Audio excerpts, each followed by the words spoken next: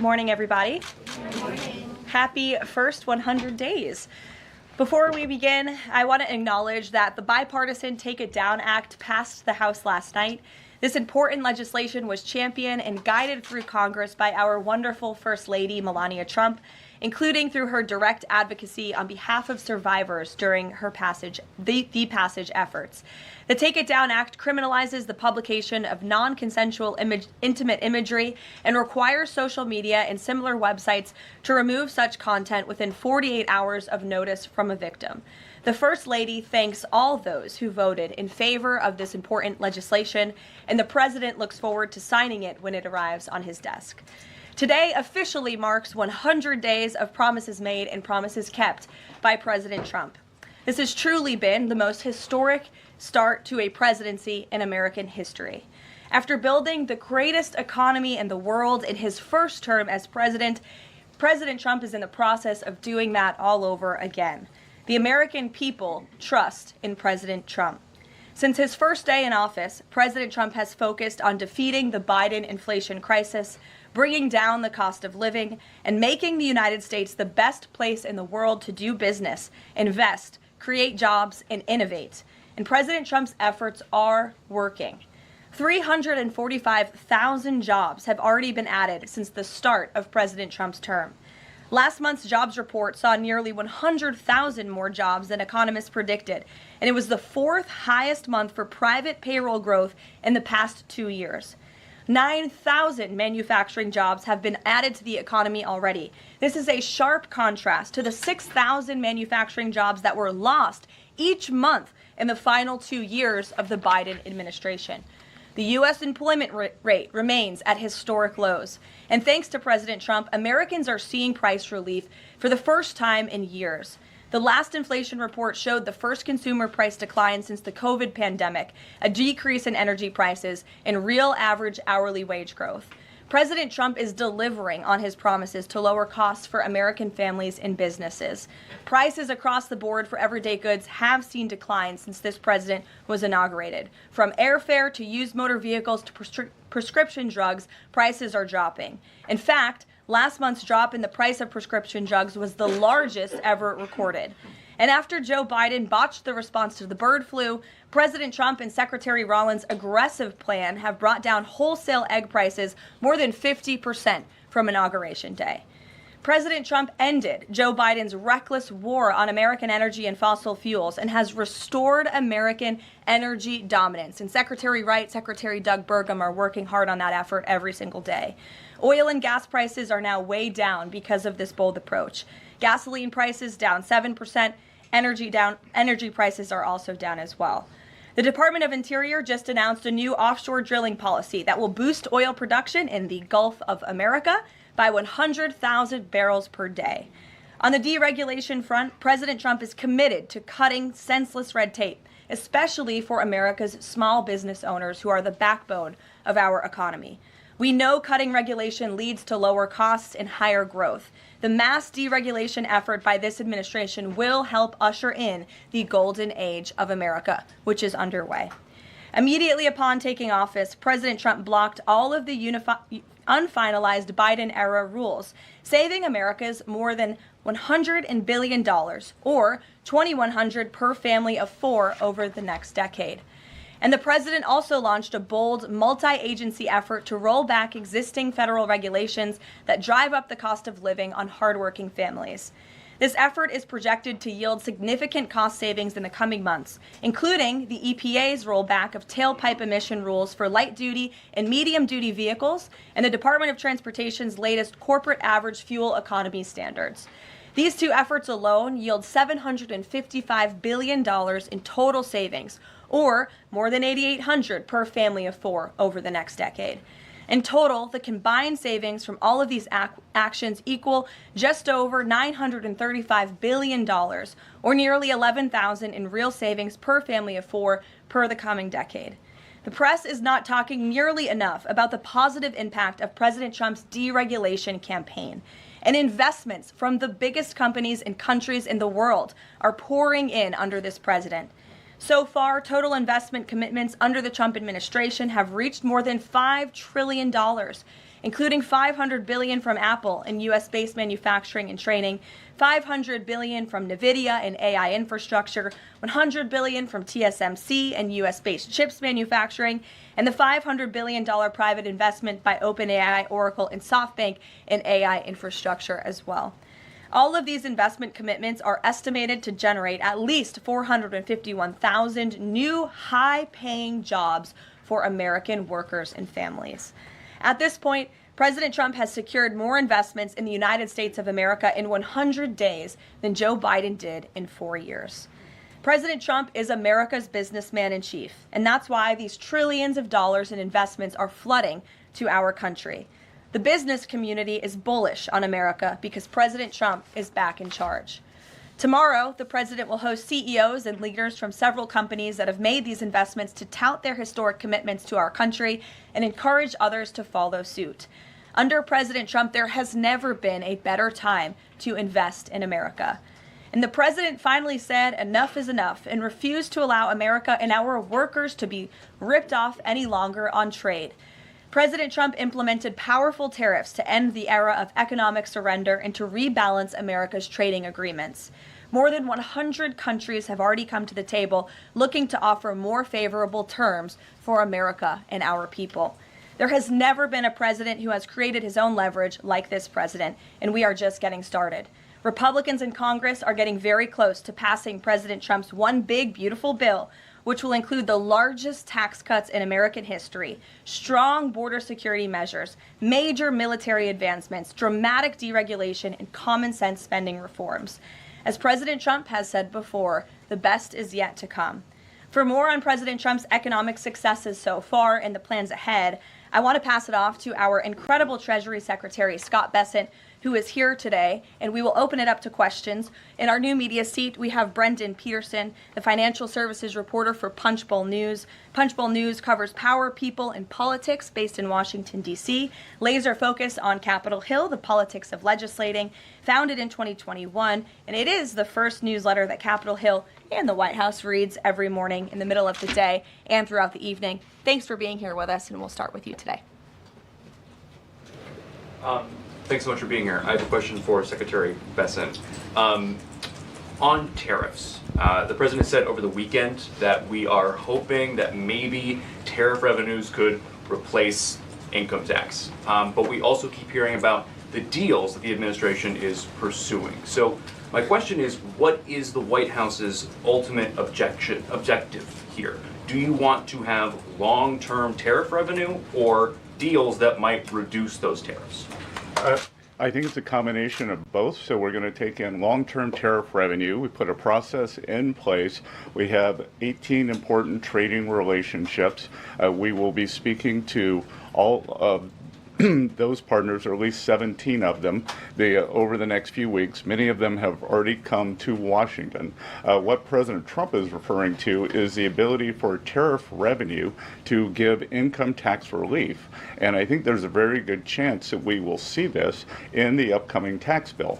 The president campaigned on no tax on tips, no tax on Social Security, no tax on overtime, and the restoring interest deductibility for autos, for American-made autos. So tariff income could be used for tax relief on all those immediately.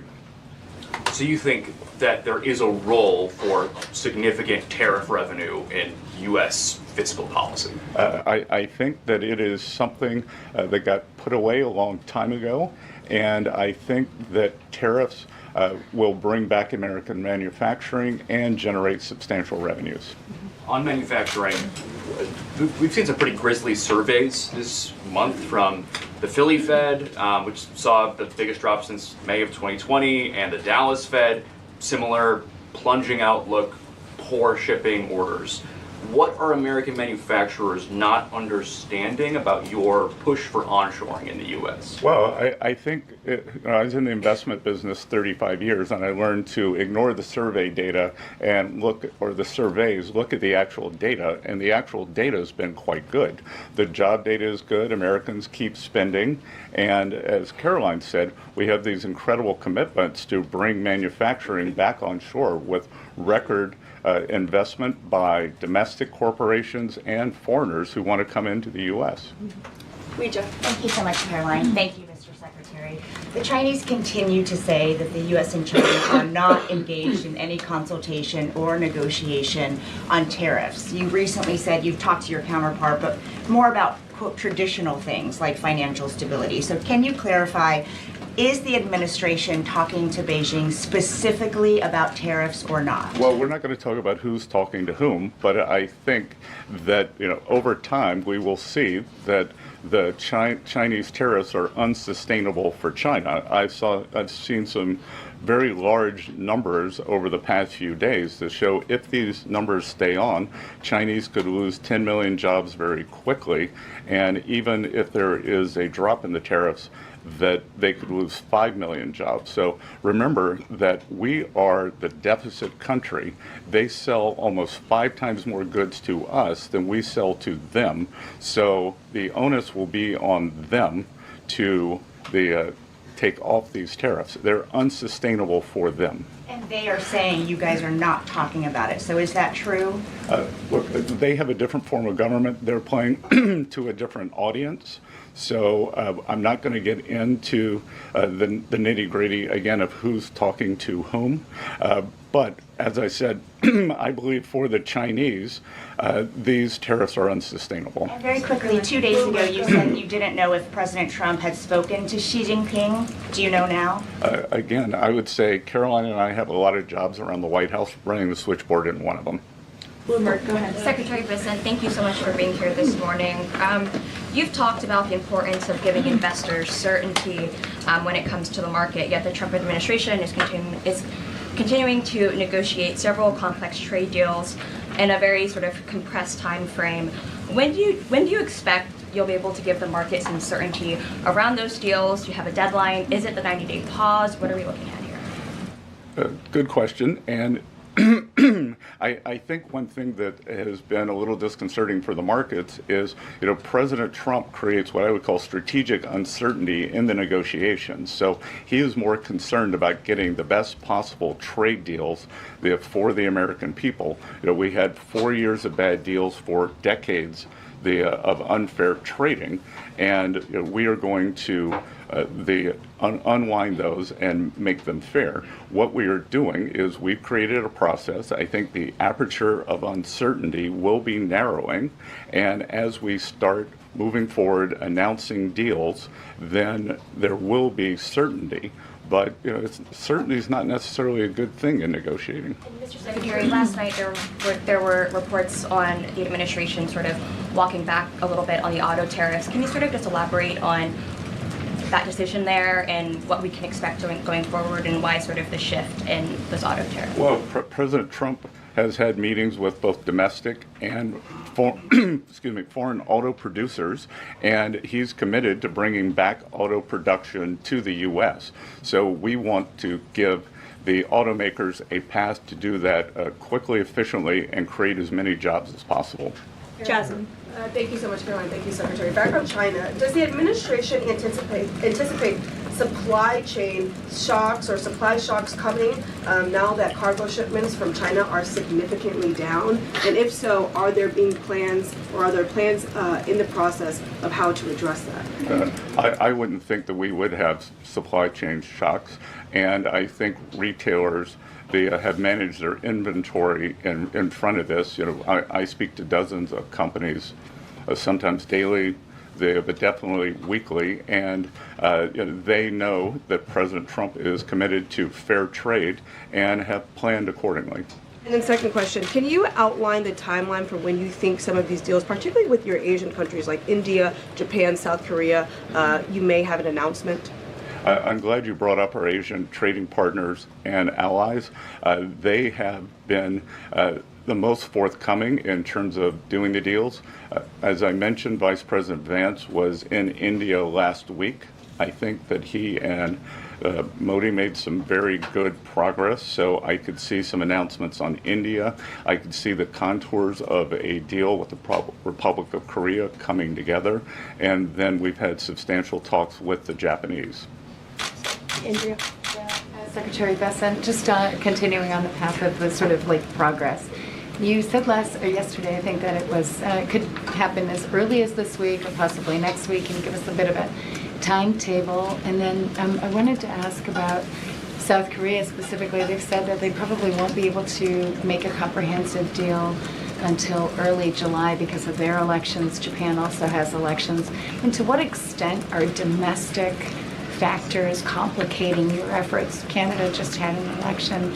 Are you seeing that you might have to think about delaying the 90 days? Well, I would actually take the opposite tack, that I think from our talks that these governments actually want to have the framework of a trade deal done before they go into elections to show that they have successfully negotiated with the United States. So we are finding that they are actually much more keen to come to the table, get this done, and then go home and campaign on it. Sean? I'm sorry, did you have a comment on whether something could happen this week or next week? For a deal. So, you said yesterday. I think that we are very close on India. And in India, just a little inside baseball, India, in a funny way, is easier to negotiate with than many other countries because they have very high tariffs and lots of tariffs. So it's much easier to confront the direct tariffs when as we go through these unfair trade deals that have been put in over decades, that the non-tariff trade barriers can be much more insidious and also harder to detect. So a country like India, which has the posted and ready tariffs, it's much easier to negotiate with them. So I think the India negotiations are moving well. Sean, go ahead. Hi, Mr. Secretary. So it was reported this morning that Amazon will soon display a little number next to the price of each product that shows how much the Trump tariffs are adding to the cost of each product. So isn't that a perfect crystal clear demonstration that it's the American consumer and not China who is going to have to pay for these policies? I will take this since I just got off the phone with the president about Amazon's announcement. This is a hostile and political act by Amazon. Why didn't Amazon do this when the Biden administration hiked inflation to the highest level in 40 years? And I would also add that it's not a surprise because, as Reuters recently wrote, Amazon has partnered with a Chinese propaganda arm. So this is another reason why Americans should buy American. It's another reason why we are onshoring critical supply chains here at home to shore up our own critical supply chain and boost our own manufacturing here. Is Jeff Bezos still a Trump supporter? Look, I will not speak to the president's relationships with Jeff Bezos, but I will tell you that this is certainly a hostile and political action by Amazon. And Secretary, if you have anything to add. Yeah, I would also add that the bringing down the terrible Biden inflation has been a priority for the first 100 days of the Trump administration, and President Trump has done a great job of leading that since January 20th.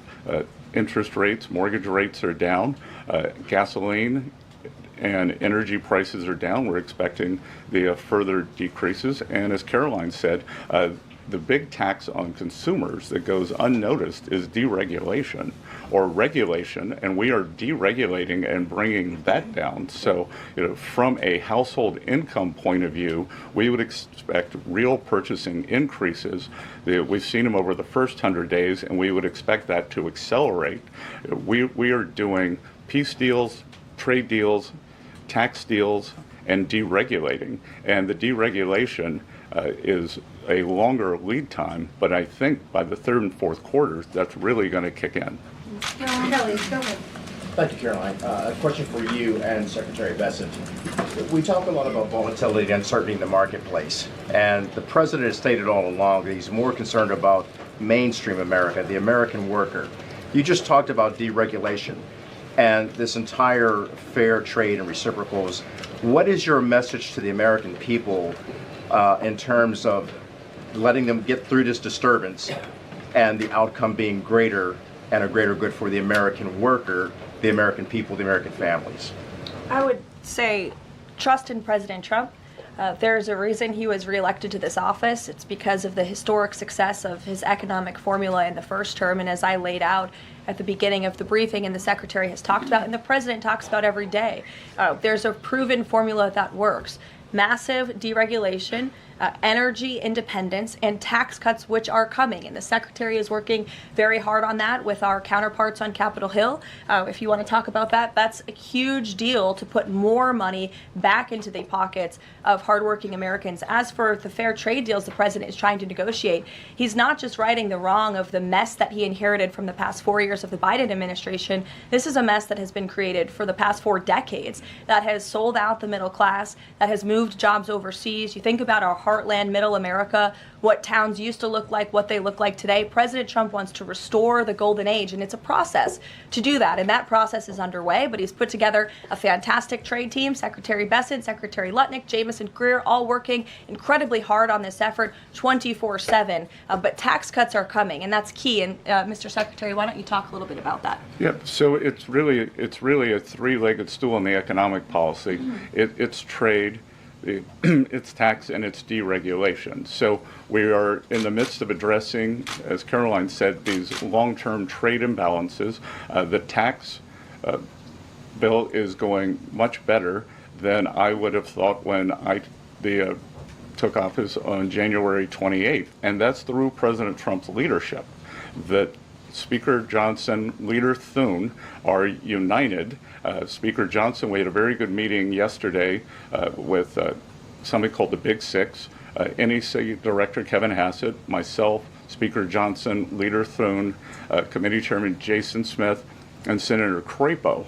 And the tax bill is moving forward. It is going to give permanence to the 2017 Tax Cuts and Job Act, which will, back to the question on certainty, it will give American business certainty, it will give American people certainty, and then President Trump is also adding the things for working Americans that is talked about earlier: no tax on tips, no tax on overtime, no tax on Social Security, making auto payments deductible. So that will substantially address the affordability crisis. And the other thing that I would note, and back to data, is that the Vanguard, one of the largest money management firms in America, said that over the past 100 days, 97% of Americans haven't done a trade.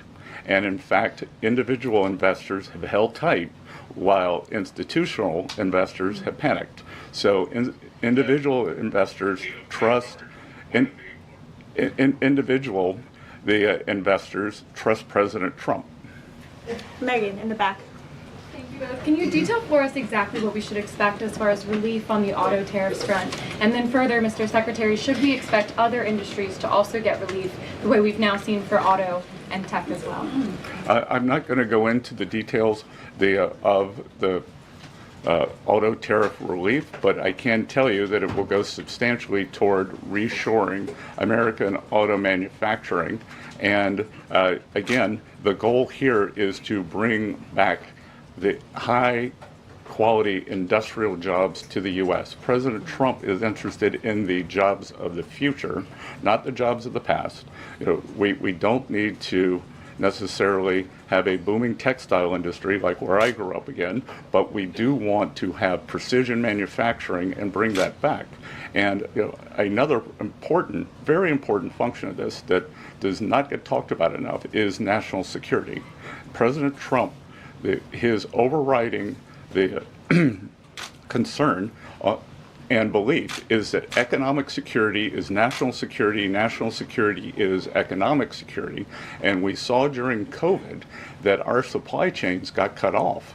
And we need to bring back a lot of those supply chains, whether it's in semiconductors, medicines, the steel, and we have to onshore those. So it's a combination of making trade free and fair and remedying this gaping national security hole that he was left with. If I could on I would just add, Megan, the president will sign the executive order on auto tariffs later today, and we will release it as we always do. Go ahead. Secretary, any updates on the negotiation with the European Union, and is it hard to negotiate with the European Union? Pardon? Do you have any updates on the negotiation with the European Union? I'm more involved in the Asian negotiations. My observation would be, goes all the way back to Henry Kissinger's statement, when I call Europe, who do I call? So we're negotiating with a lot of different interests. Some of the European countries have put on an unfair digital service tax on our big internet provider. France and Italy, other countries, Germany and Poland, don't have that. So we want to see that unfair tax of one of America's great industries removed. So it's going to be a give and take. So they have some internal matters to decide before they can engage in an external negotiation. Edward. Yeah, thanks, Caroline. Mr. Secretary, so contacts I have in the business community say that they're basically frozen for long-term investment because of the uncertainty around tariffs. How long do you think President Trump has to make a deal before there's damage to the economy? Look, I think that what we're seeing is that business leaders, they've gone into a pause, and I think we're going to give them great certainty on this tax bill. And I think over the next couple of weeks, as I said, we have 18 important trading relationships. We'll put China to the side. 17 they are in motion. And then, as I said yesterday, I think there's a very good chance we're going to get this tax bill done. And the tax bill is going to be very powerful for domestic U.S. investment. So what we are going to do, one of the most powerful parts of President Trump's 2017 tax bill was full expensing of equipment. We are going to make that, as President Trump said in his speech to Congress, that will be retroactive to January 20th. The other thing that we are looking to add is full expensing for factories. So bring your factory back. You can fully expense the equipment and the building. We will couple that with deregulation, cheap energy, and regulatory certainty, and that will continue to make the U.S. the greatest destination for domestic and foreign investment. And the president, well, if I could follow, just the president said that world leaders would like to meet with him in Rome, in Vatican City, about trade. Other than President Zelensky, who did the president meet with, and about trade, and when could we get some of those deals? The president met with President Zelensky, as you know, which we talked about, and the president continues to be engaged with his fellow leaders around the world in the European Union. You've seen many of them visit the White House. I want to harp on, in closing, the point the Secretary just made. On the campaign trail, the president promised the American public that he was going to make America the best country in the world to do business again. The lowest taxes, lowest regulation, lowest energy costs of anywhere in the world. And if you do business in the United States, you won't pay a tariff, you won't pay a price. That's not just good for companies around the world, but it's good for the American worker. That's what this team is focused so hard on every day. We have work to do. The golden age of America is underway. But as I pointed out in the beginning, there's a lot of reason for the American consumer, the American CEO, the American small business owner to be confident and optimistic about this president and where we're headed. So you will hear more from the president himself later this evening. He is traveling to Michigan, as you all know. He'll make a stop at the Air Force Base with Governor Whitmer, and then we will head to a rally tonight where you'll hear more from him directly. So we'll see you in Michigan. Thank you, guys.